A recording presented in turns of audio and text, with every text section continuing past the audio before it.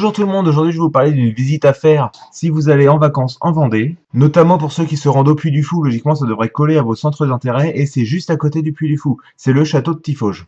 Château qui a appartenu au tristement célèbre Gilles de Rais, qui colle un peu au mythe de Barbe Bleue.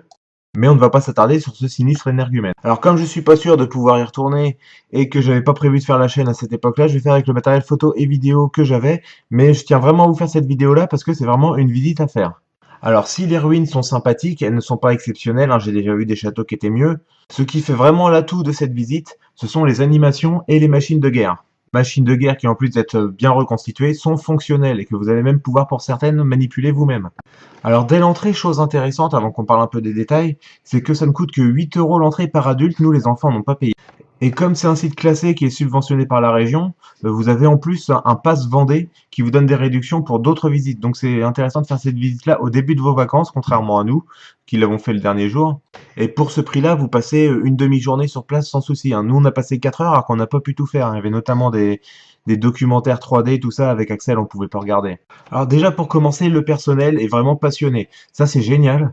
Quand on les voit, on a l'impression de faire face à une lettre de motivation, quoi. Jeunes, souriants, dynamiques, motivés. On sent qu'ils prennent vraiment du plaisir à travailler ici. Alors comme vous pouvez le voir sur les photos, on peut faire du tir à l'arbalète, du tir à l'arc, même pour les enfants. On voit derrière moi une estrade où en fait ils expliquent les différentes pointes de flèches et différentes pointes d'arbalète, à quoi ça pouvait servir. Vous avez une aire de jeu pour les petits avec différents types de jeux en bois, dont un mais que je trouve exceptionnel, c'est génial, j'aurais adoré faire ça étant gamin, c'est le simulateur de joute.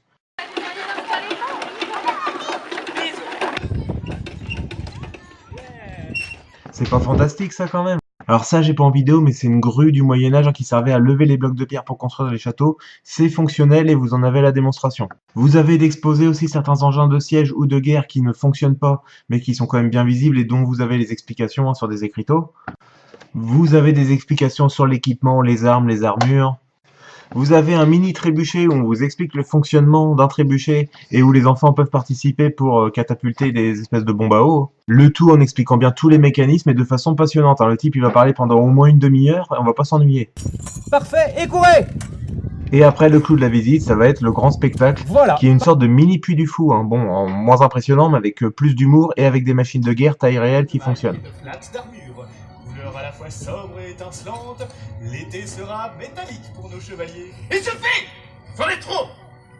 Non seulement il protège le visage du chevalier des flèches et des carreaux d'arbalète qui vont ainsi ricocher, mais il est équipé d'une sorte de visière articulée que l'on appelle les arcs. Qui vous explique le matériel, vous avez des démonstrations d'arbalètes de guerre, de longbow anglais. Arbalétrier, êtes-vous prêts? Oui, messire! Tirez! Marchez! Tirez! Vous avez après des démonstrations à cheval de lance, puis d'épée, et ensuite une joute.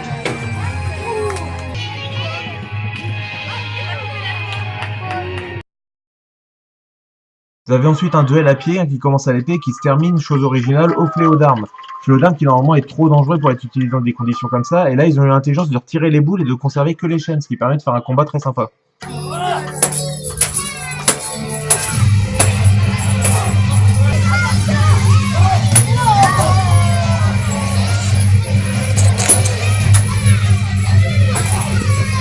Et ensuite, ça se termine par les démonstrations d'armes de siège. Ils vous montrent d'abord le mangonneau, puis le trébuchet, puis le couillard, en expliquant bien les différences et les avantages des uns par rapport aux autres. Du trébuchet! Écuyer! Déclamez!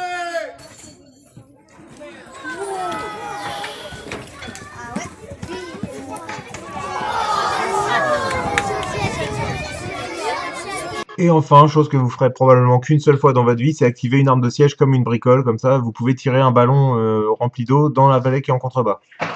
Donc voilà une visite que je vous recommande chaudement, le château de Tiffauges qui a 25 minutes seulement du Puy du Fou, qui vous occupe une demi-journée. Donc si jamais vous allez passer par exemple 2 jours au Puy du Fou, vous pouvez essayer de prévoir une demi-journée de plus pour faire le château de Tiffauges.